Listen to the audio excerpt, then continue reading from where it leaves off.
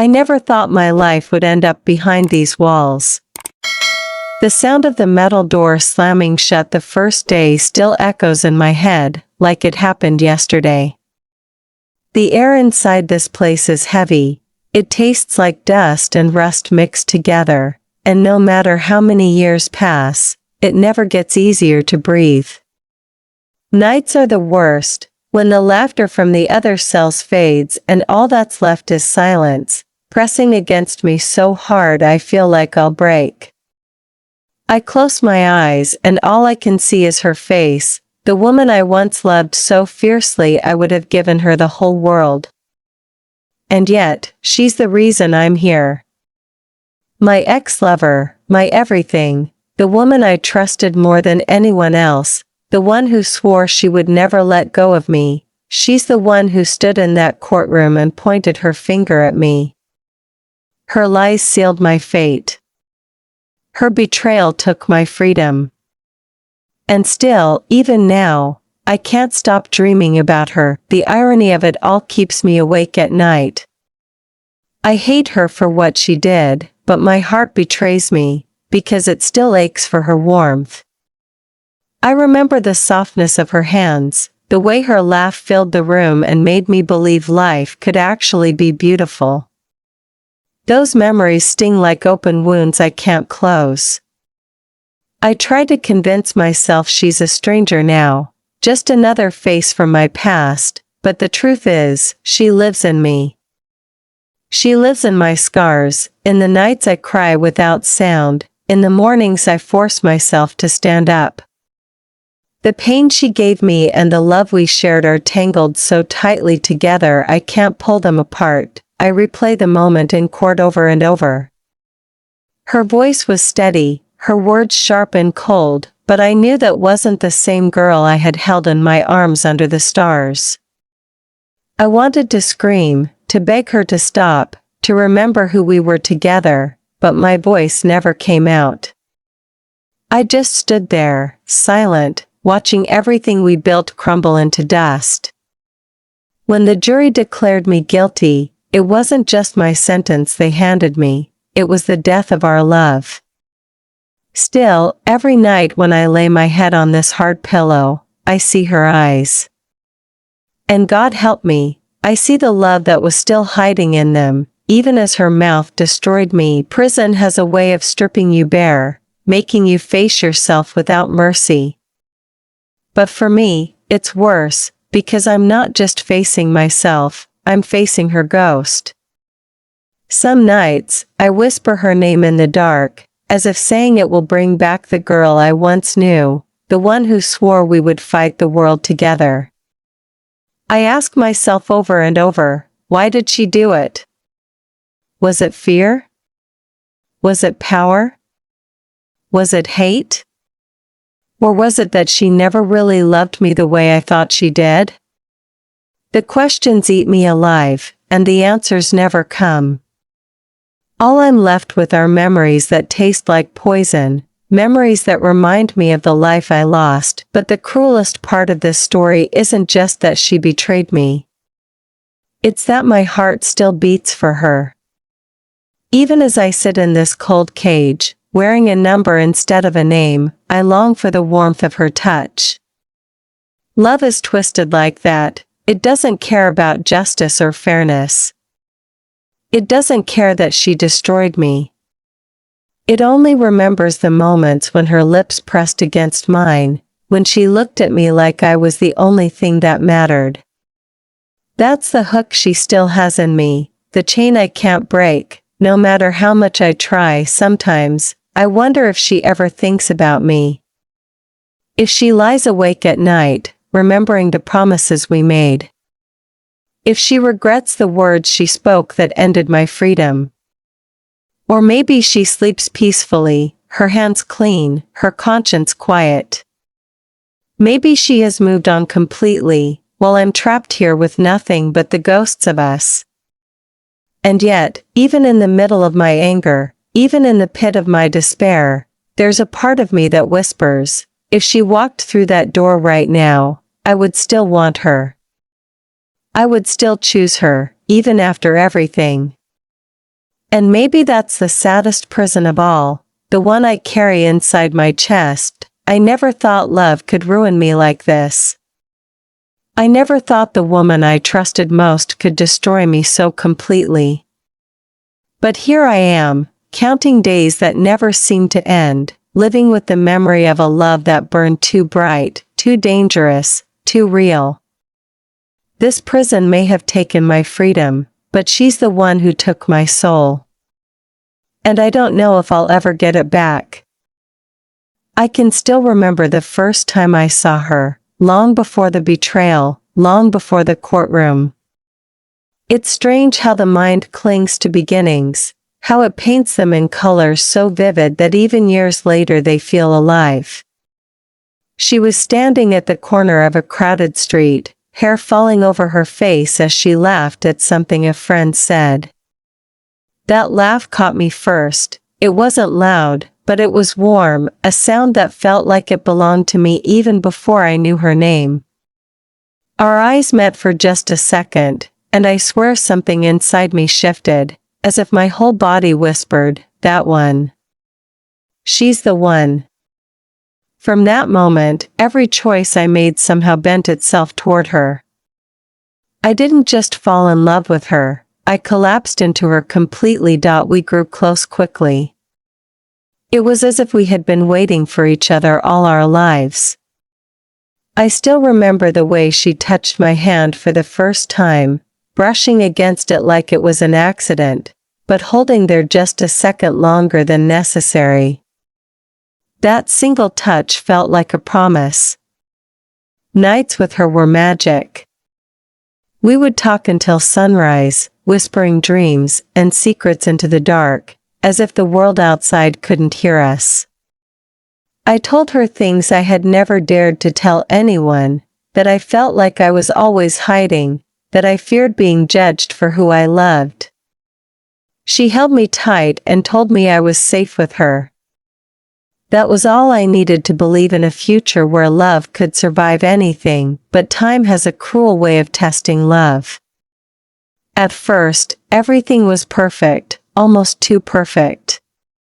She would bring me flowers, write little notes, call me her forever. I thought I had found something unbreakable. Yet little cracks began to show. She hated when other women looked at me for too long. She would accuse me of smiling too brightly at strangers, of giving pieces of myself away that she thought belonged only to her. At first, I laughed it off, thinking her jealousy was just another form of passion. But slowly, her insecurity grew into something darker. She started keeping secrets, disappearing for hours, dodging questions with a smile that didn't reach her eyes. I told myself it was nothing, but deep inside, I knew something was shifting.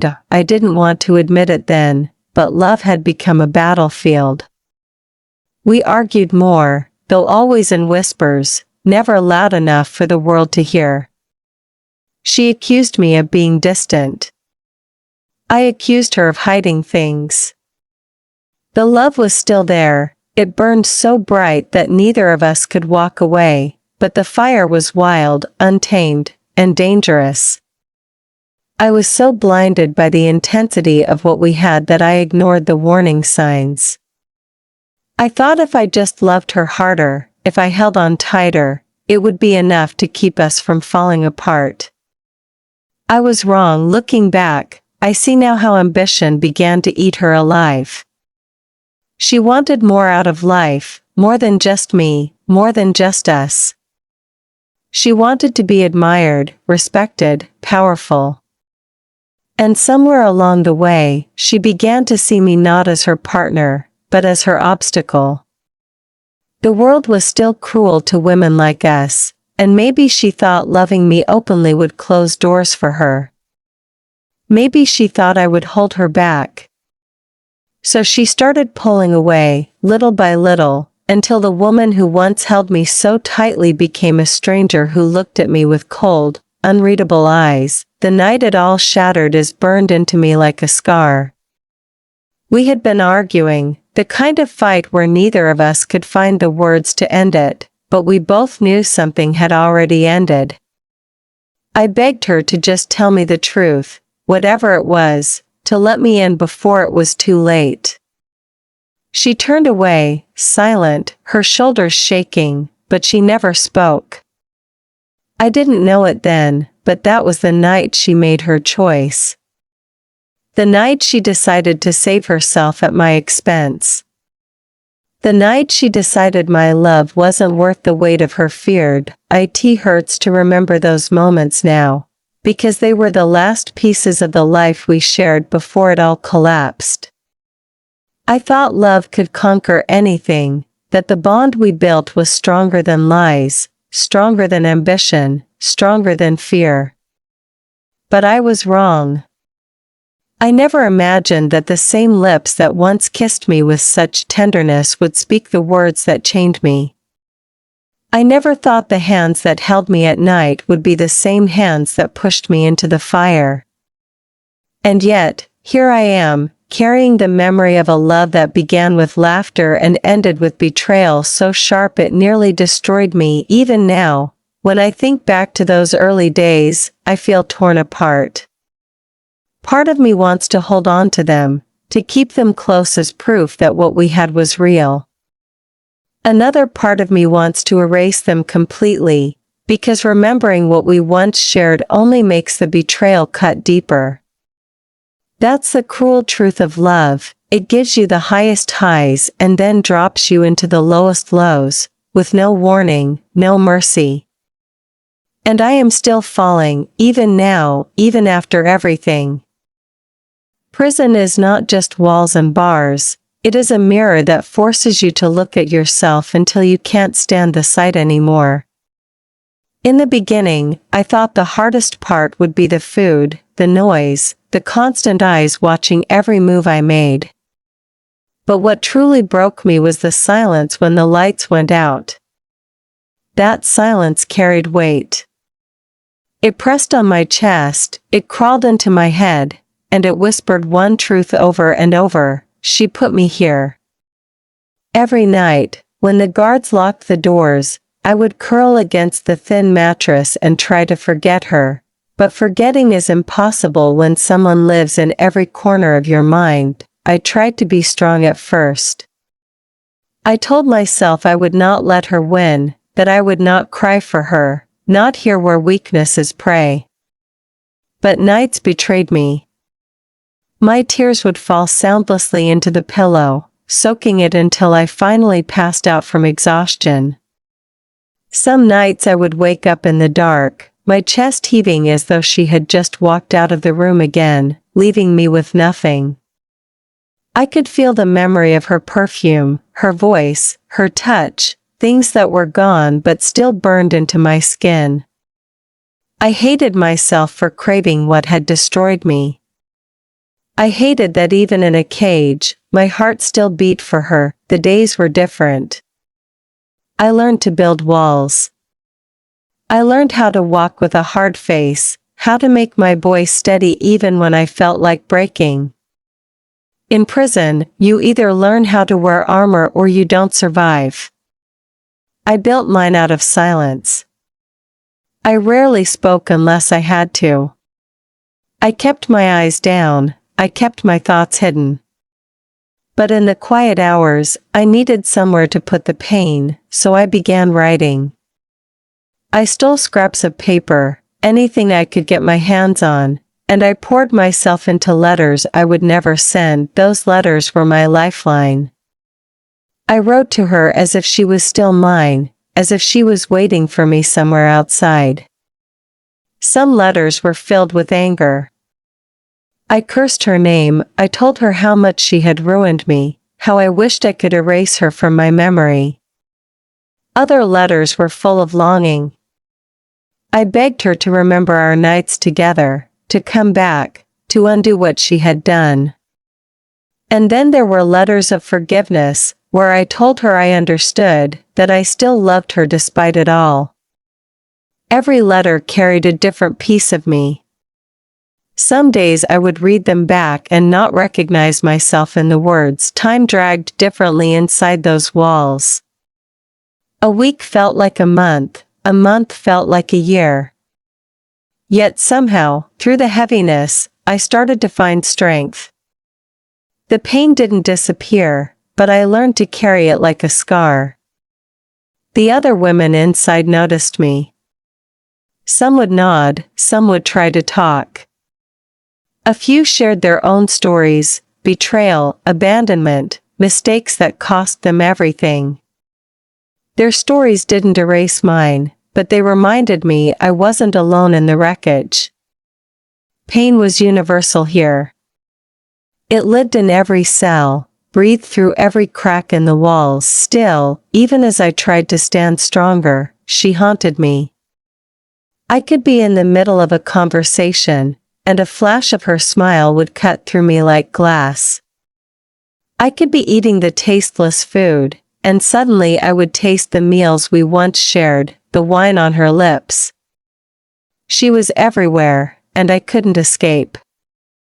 There were moments I would press my hands over my ears, whispering stop, stop, stop, as if my own body might finally obey and let her go. But nothing ever worked. She lived inside me like a shadow stitched to my soul. One night, I remember clearly, I sat by the tiny barred window, watching the faintest slice of moonlight cut through the dark. I whispered into that cold air, asking the question that had been burning in me for years, why? Why did you do it? Why was my freedom the price you chose to pay for your safety, your ambition, your fear? No answer came, of course, but I cried until my chest ached. That was the night I realized the truth that scared me most. I didn't just want to know why she did it. I wanted her back. Even after everything, I wanted her arms around me again. And that truth cut deeper than any cell door ever could. Prison didn't break me in the way people expect. It didn't turn me into a monster, it didn't erase who I was. Instead, it forced me to face the rawest parts of myself. It taught me that love can destroy you, but even in destruction, it can still live. My hatred for her and my love for her were twins, born together, bound together, and I carried both every single day. That is what prison became for me, not just punishment, not just loss of freedom, but a place where I was forced to sit with the unbearable weight of loving the very person who had ruined me. There came a point when I realized that if I didn't start looking forward, I would drown in the memories. I had been living in the past, feeding myself on anger and longing, keeping her alive inside me as if my suffering could somehow change what she had done. But slowly, something inside began to shift. It wasn't loud or sudden, it was like a small light in a room that had been dark for too long. I began to imagine life after prison, even though freedom felt like a dream I wasn't sure I deserved anymore. I would lie awake at night and picture the sky without bars, the feel of grass under my feet, the sound of silence that wasn't forced. And with those images, came the question I had been avoiding. If I walked out of here tomorrow, what would I do with my heart? The thought of starting over terrified me. I didn't know if I was capable of trusting again, or if I even wanted to. But the ache inside of me began to change shape. It wasn't just pain anymore, it was hunger, a hunger for something beyond punishment and betrayal. I wanted to live. I wanted to breathe air that wasn't poisoned by bitterness. Even if I never stopped loving her, even if her betrayal was carved into me forever, I knew I couldn't let her be the only thing that defined me. That realization was like a seed in the soil of my brokenness, small but alive. In those moments of clarity, I started noticing people around me differently. One of the women I spoke to sometimes, an older inmate with tired eyes, told me that love and betrayal are often two sides of the same coin. She said the people who hurt us the most are the ones we handed the sharpest weapons to, because we trusted them with our hearts. Her words settled in me like a truth I had been resisting. I realized that maybe my ex hadn't betrayed me simply because she was cruel. Maybe it was because she was weak.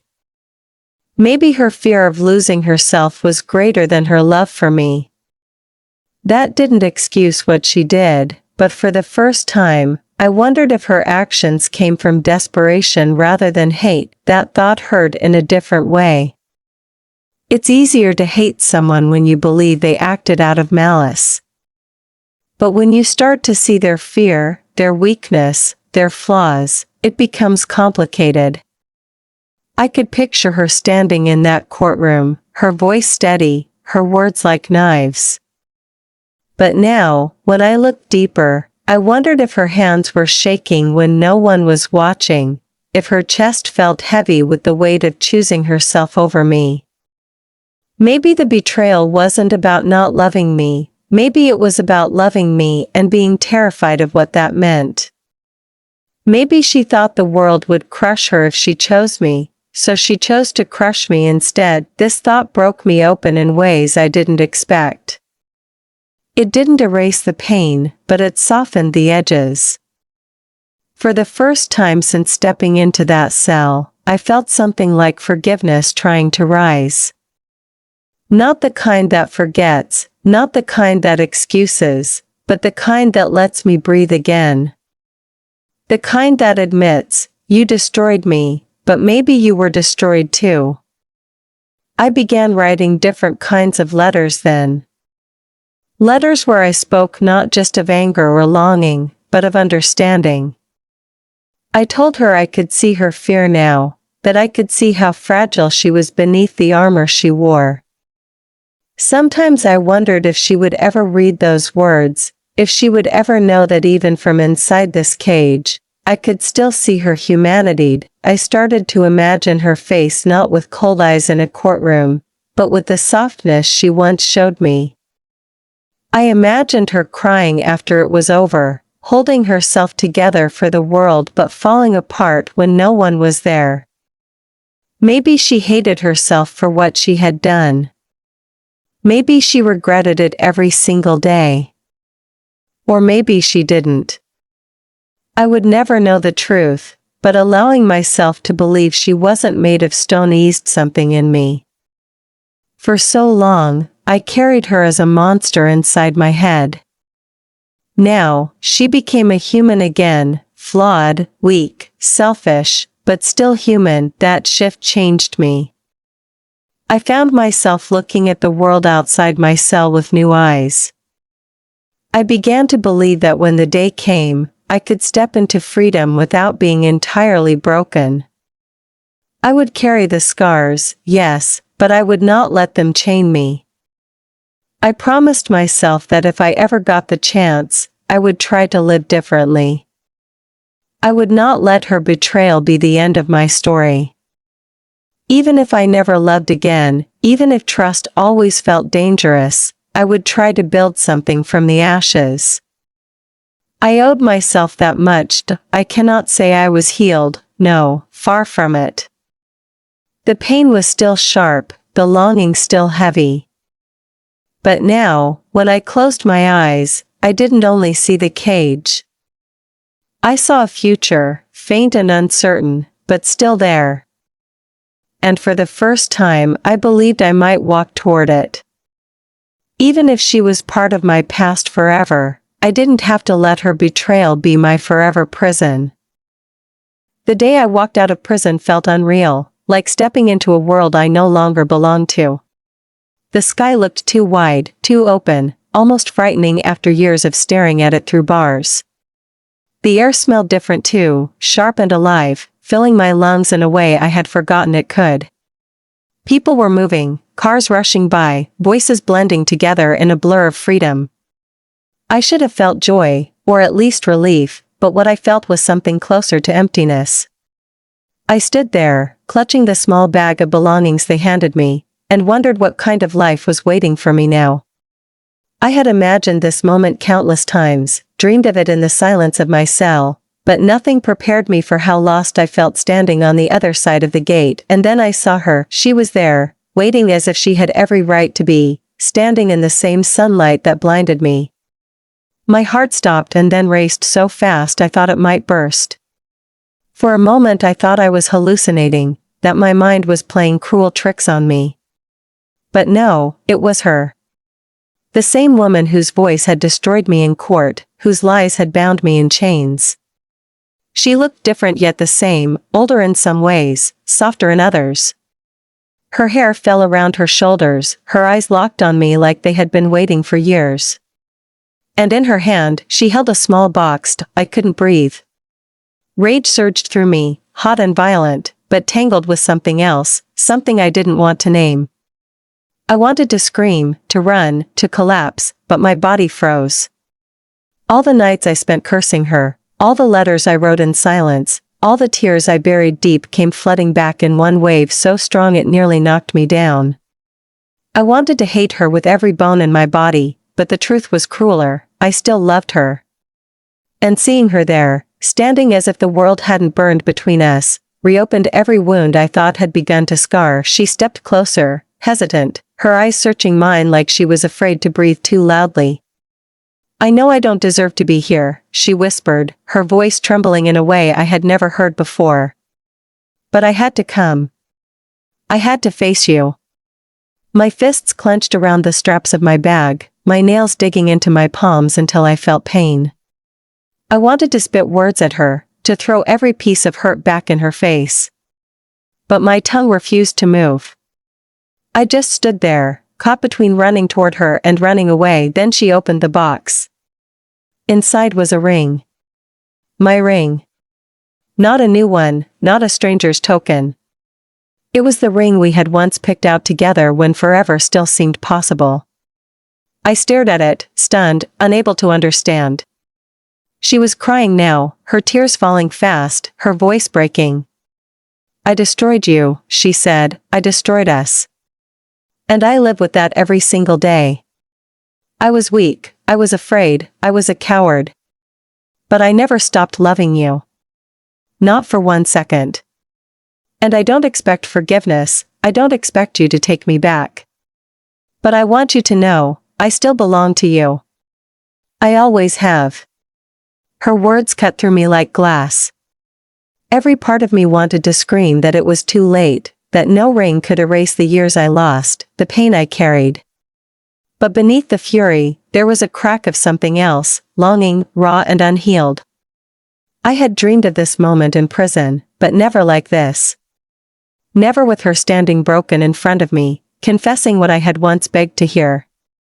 I wanted to hate her for saying it now, when it was too late, but the part of me that still loved her burned with dangerous hope. I finally found my voice, though it came out hoarse and shaking. "Do you have any idea what you did to me?" I asked. "Do you know what it was like to hear you lie? To see you look me in the eyes and destroy me?" My words came out like broken glass, sharp and jagged. She nodded, tears falling harder. "Every single day," she whispered. "I replay it every single day. And I don't know how to live with it. I don't know how to make it right. But if I could take your pain and put it into my body, I would. If I could give back those years, I would. I can't. All I can do is stand here and tell you the truth now." My chest ached. I wanted to believe her. I wanted to fall into her arms and pretend none of it had happened. But I also wanted to turn my back forever, to walk away and never let her touch me again. The conflict tore me in two. My heart remembered the girl who once kissed me under the stars, who once held me through my darkest nights. My mind remembered the woman who stood in a courtroom and traded me for her freedom. Both were real. Both were her.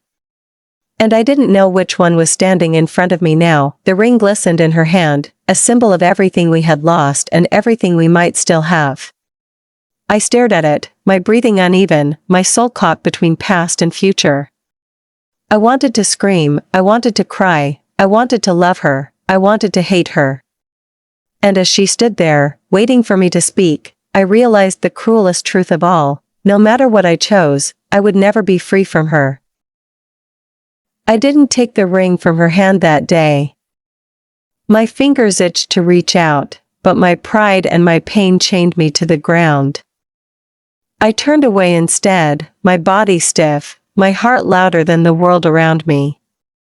She followed me, not touching, not daring, just walking a few steps behind like a shadow that refused to disappear. My anger burned hot inside me, twisting with the longing I hated myself for still feeling. Every step I took was heavy with questions. Why now? Why here? Why after all the years I spent rotting in a cage? She had chosen her moment well.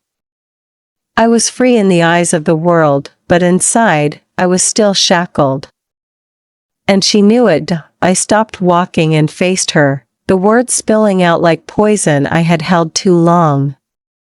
Do you think you can just show up with a ring and undo what you did? Do you think my years inside vanished because you finally feel guilty enough to stand here? My voice cracked, sharp but trembling. She flinched but didn't turn away. Her eyes were red, her chest rising and falling like she was holding back her own scream. No, she said, her voice shaking. I don't think it erases anything. I don't think I can ever make it right. But I also can't keep living like a ghost, knowing you hate me, knowing I ruined us. I had to face you. Even if you spit on me, even if you never forgive me, I had to be here. Her words should have satisfied me. They should have fed the rage I carried like armor.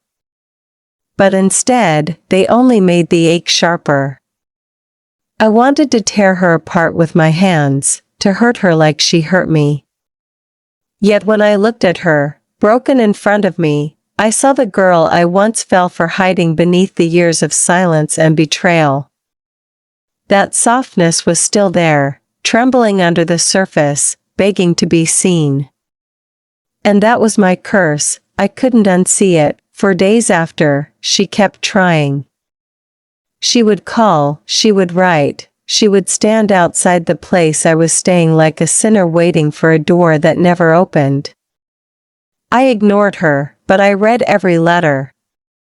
Her words poured with regret, with memories, with promises she swore she would keep this time. She admitted everything, the fear that had eaten her alive, the way she convinced herself betraying me was the only way to save herself, the shame that haunted her afterward. She said prison had taken my freedom, but guilt had taken hers. And she said she loved me still, that she never stopped. I hated her for sending those words, because they cracked me open. I wanted to hate her cleanly, sharply, without hesitation. But her words forced me to feel. They reminded me of the woman I once trusted with my whole soul, the woman who made me believe love was worth the risk of the world's judgment.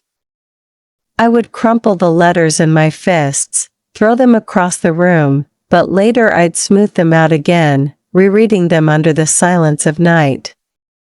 Each sentence left me torn between wanting to hold her and wanting to strangle her. The first time I agreed to see her again, it wasn't because I forgave her. It was because I needed to see if she could look me in the eyes and carry the weight of what she had done. When I walked into the small cafe, my body was tense, my hands cold. She was already there, waiting, her eyes wide and uncertain. When she saw me, she stood, her lips parting like she wanted to run into my arms but held herself back. I sat across from her, my face like stone. She didn't rush into apologies this time. She just looked at me, her eyes glistening. "You don't have to love me again," she whispered. "But please, let me love you." Let me try to give you back something good, even if you never take the ring. Her words sank into me, heavier than chains. Part of me wanted to storm out, to never give her the satisfaction of knowing she still mattered. But another part of me, the part that still remembered her laugh in the dark, her arms around me when I was at my weakest, stayed. That night we didn't solve anything. We didn't rebuild trust, we didn't erase the past. We just sat there, silent and broken, staring at each other across the table. And in that silence, I realized the cruel truth. No matter how much I wanted to walk away, my heart was still tethered to hers. Forgiveness didn't come easily. I fought against it with everything in me. Every time she reached for my hand, I remembered the nights I cried alone in prison. Every time she looked at me with soft eyes, I remembered the cold steel of the courtroom. My mind screamed to cut her off forever, but my heart whispered the same thing it had whispered for years: you still love her. And maybe that was the real prison, the love I couldn't kill, no matter how hard I tried. So I let her stay. Not because I forgave her fully, not because I trusted her again, but because walking away felt like cutting out my own heart. We talked, we argued, we cried. Sometimes I screamed at her until my throat was raw, and she just sat there and took it, her tears falling without defense. Other times she held me, and for a moment, I forgot the years between us, forgot the betrayal, forgot everything except the way we used to be. Those moments terrified me, because they reminded me of how easy it would be to fall again. I didn't know if I could ever trust her. I didn't know if I could ever put the ring on my finger without feeling the weight of the years she stole from me. But I knew one thing: my story with her wasn't over. It never had been. And maybe it never would be. I didn't take the ring from her hand that day. My fingers itched to reach out, but my pride and my pain chained me to the ground. I turned away instead, my body stiff, my heart louder than the world around me. She followed me, not touching, not daring, just walking a few steps behind like a shadow that refused to disappear.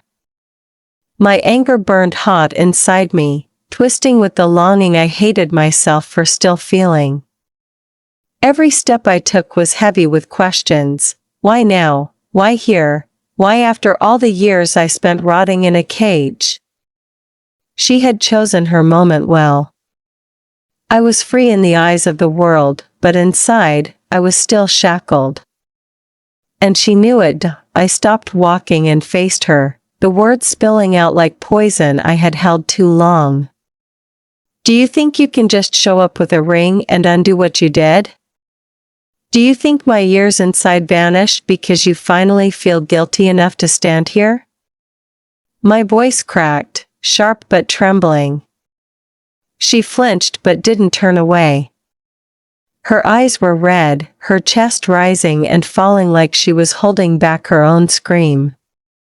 No, she said, her voice shaking. I don't think it erases anything. I don't think I can ever make it right. But I also can't keep living like a ghost, knowing you hate me, knowing I ruined us. I had to face you. Even if you spit on me, even if you never forgive me, I had to be here. Her words should have satisfied me. They should have fed the rage I carried like armor. But instead, they only made the ache sharper. I wanted to tear her apart with my hands, to hurt her like she hurt me. Yet when I looked at her, broken in front of me, I saw the girl I once fell for hiding beneath the years of silence and betrayal. That softness was still there, trembling under the surface, begging to be seen. And that was my curse. I couldn't unsee it. For days after, she kept trying. She would call, she would write, she would stand outside the place I was staying like a sinner waiting for a door that never opened. I ignored her, but I read every letter. Her words poured with regret, with memories, with promises she swore she would keep this time. She admitted everything, the fear that had eaten her alive, the way she convinced herself betraying me was the only way to save herself, the shame that haunted her afterward. She said prison had taken my freedom, but guilt had taken hers. And she said she loved me still, that she never stopped. I hated her for sending those words, because they cracked me open. I wanted to hate her cleanly, sharply, without hesitation. But her words forced me to feel. They reminded me of the woman I once trusted with my whole soul, the woman who made me believe love was worth the risk of the world's judgment.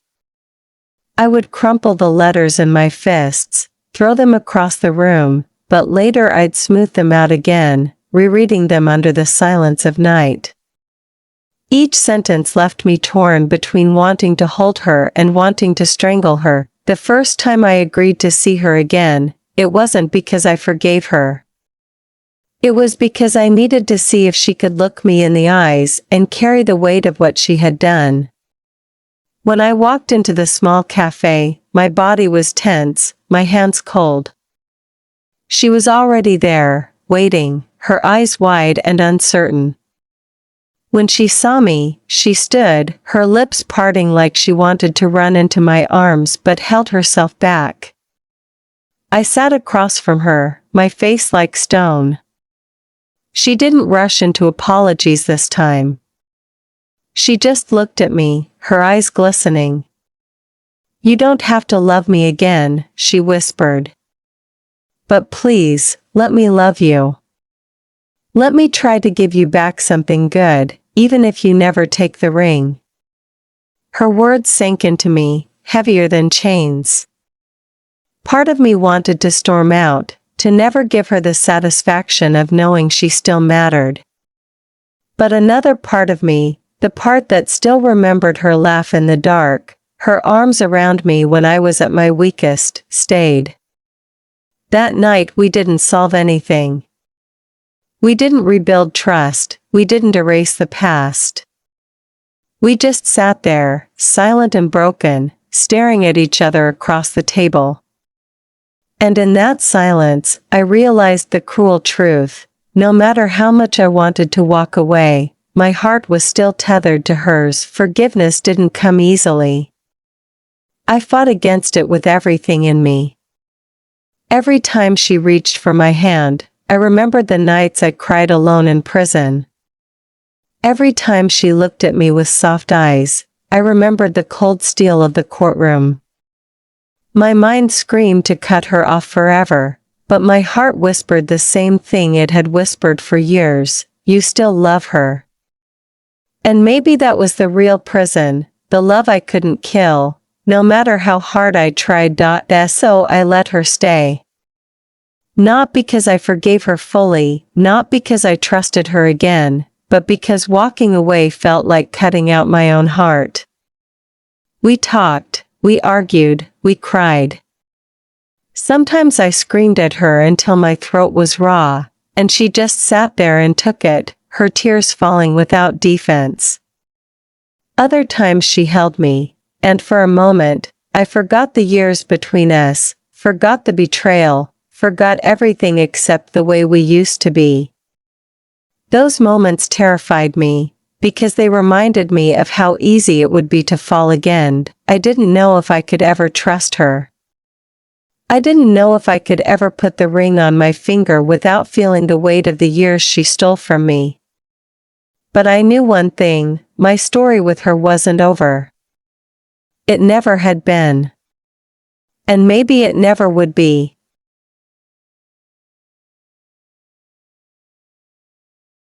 Rebuilding with her was nothing like the beginning of our love.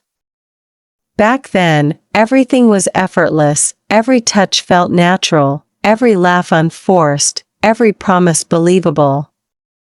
Now, every step forward felt heavy, dragged down by the weight of what had been broken. I kept my guard up like a shield, even in moments when I wanted to let it fall. She would reach for my hand, and though my fingers itched to lace with hers, I hesitated, as if touching her too quickly might erase the fragile strength I had managed to build inside myself. Trust had once been the ground we walked on together, now it was a cliff edge, and every step felt like it could send me crashing. Still, there were nights when the wall between us cracked. Sometimes it happened when I saw her eyes lingering on me with that same softness I remembered from years ago. Other times it happened when her voice trembled as she admitted her regrets again, as if repeating them might keep her from forgetting the pain she caused. There were nights we fought until I was shaking, my words sharp enough to slice open old wounds. "Do you have any idea what you stole from me?" I would scream, tears burning my face. And she never once fought back. She would lower her eyes, whisper, "Every day," and let my rage carve her open. Those moments didn't heal me, but they gave me something I hadn't had for years: control. I finally had a voice she couldn't silence, but healing is never just rage. Sometimes, in the middle of my anger, I would catch myself looking at her differently. I would see the way her hands trembled when she poured coffee, or the way her voice cracked when she thought I might walk away. She wasn't the powerful figure who had stood in that courtroom years ago. She wasn't the woman who looked unshaken as she tore my life apart. She was just a human now, messy, fragile, haunted. And that truth softened me in ways I didn't want it to. There were times I caught myself laughing with her, a laugh that slipped out before I could stop it. And every time, it scared me, because it proved I was still hers, whether I wanted to be or not. We started rebuilding in small ways. A shared meal. A walk in silence. A memory revisited without breaking down. At first, everything felt forced, like we were trying to stitch a fabric that had been ripped in half. But slowly, those stitches began to hold. She showed up, over and over, not with grand gestures, but with consistency. When I woke from nightmares, she was there, waiting, even if I pushed her away. When I broke down in tears, she didn't try to fix me with words, she just held me and let me cry. Her presence was quiet, patient, steady. And in that steadiness, I began to find something I didn't expect: relief. But it wasn't easy. The past never stayed buried. Every time she touched me, I remembered the cell walls. Every time she kissed me, I remembered the courtroom. Love doesn't erase scars, it grows around them, twisting itself into new shapes. And ours was jagged, fragile, and uncertain. Some days I hated her all over again, and I would push her away until she looked at me with the same desperation I once carried for her. Other days, I wanted nothing but to be close, to lose myself in her arms and pretend none of it had happened. We lived between those extremes, stumbling, breaking, healing, and breaking again. There were nights we stayed awake until morning, sitting in silence, our fingers brushing on the couch. I would look at her and wonder how it was possible to love someone so much and still feel so broken by them. I asked myself if I was foolish for letting her back in, if I was setting myself up for another fall. But then she would whisper my name the way she used to, with a softness that reached places in me I thought had died, and the answer would disappear. Maybe I was foolish. Maybe love was foolish. But the truth was simple: I couldn't let go. One night, I told her the hardest truth. "I don't know if I can ever forgive you fully," I said. I don't know if I can ever wear that ring without feeling the weight of what you did. But I also don't know how to live without you." She broke down in front of me, her sobs shaking her body. She clutched my hands like they were the only lifeline she had. "Then let me spend the rest of my life proving I'll never hurt you again," she whispered. In that moment, I didn't know if promises mattered anymore.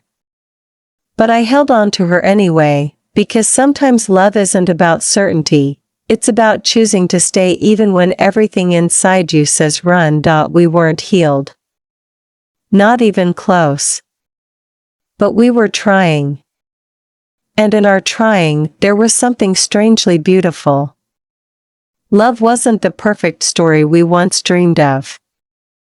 It was raw, it was scarred, it was stitched together by pain and forgiveness. But it was real. And maybe, just maybe, real was enough. The night it happened wasn't planned. We weren't dressed for anything special, we hadn't gone out to celebrate, and there were no witnesses to watch it unfold. It was just us, in the quiet of her small apartment, the lamp casting a soft glow across the room. We had argued earlier that day, one of those heavy arguments that left us both drained, both raw.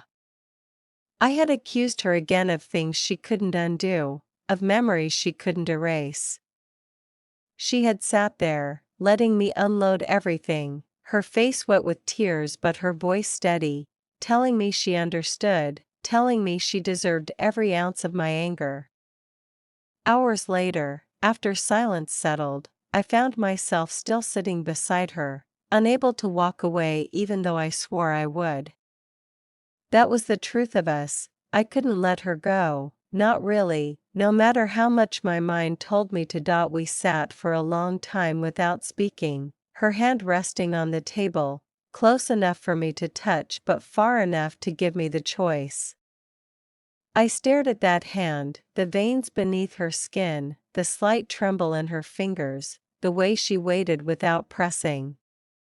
Something in me softened then, not because the pain had gone, but because she was still there, still willing to be broken if it meant being near me.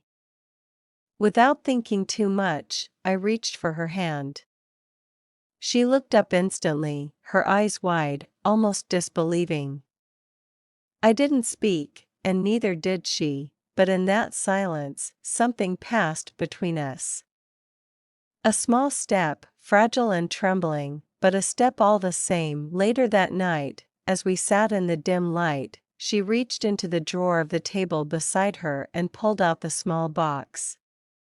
My chest tightened immediately, my body tensing as if preparing for a fight. She didn't open it right away.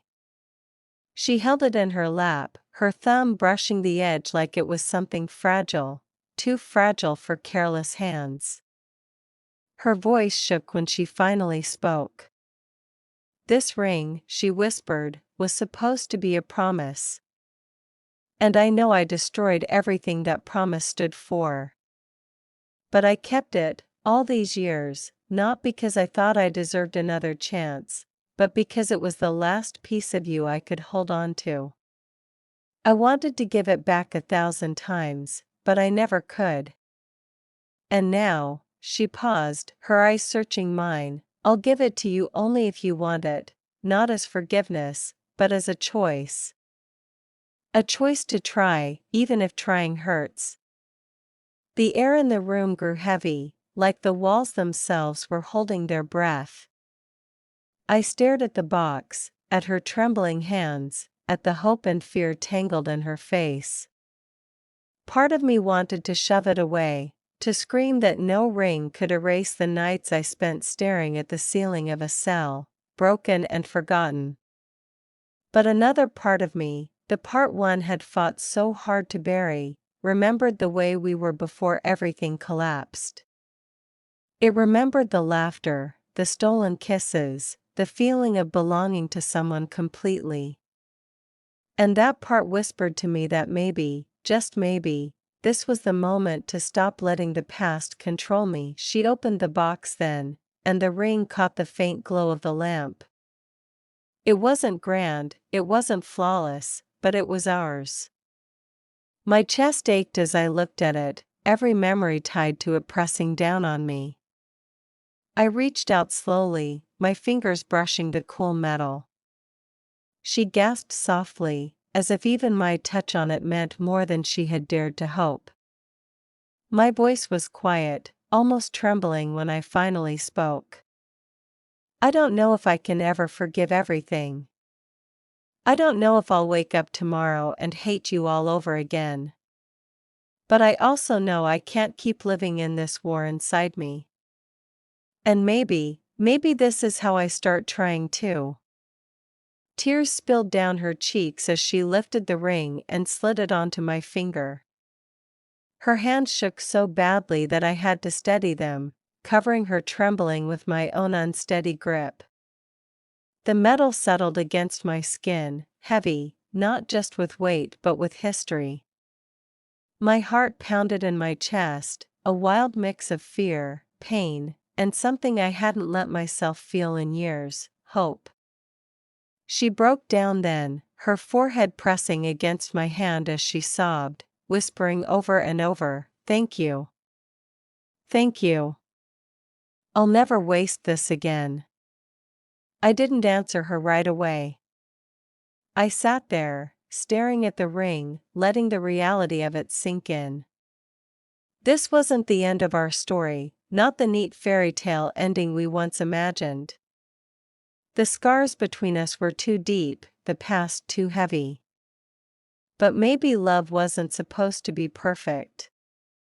Maybe love was supposed to be messy, painful, stitched together with tears and forgiveness, carried on even when it hurt. As I looked at her, broken, terrified, hopeful, I realized that despite everything, I still wanted her. And maybe that was enough. That night, we didn't celebrate. We didn't dance, we didn't laugh, we didn't pretend the past was gone. We simply sat there, my hand in hers, the ring glinting softly under the lamplight. It wasn't closure, and it wasn't victory. It was a beginning, fragile and uncertain, but a beginning nonetheless. And for the first time in years, I let myself believe that maybe, just maybe, love could still be ours, even after everything.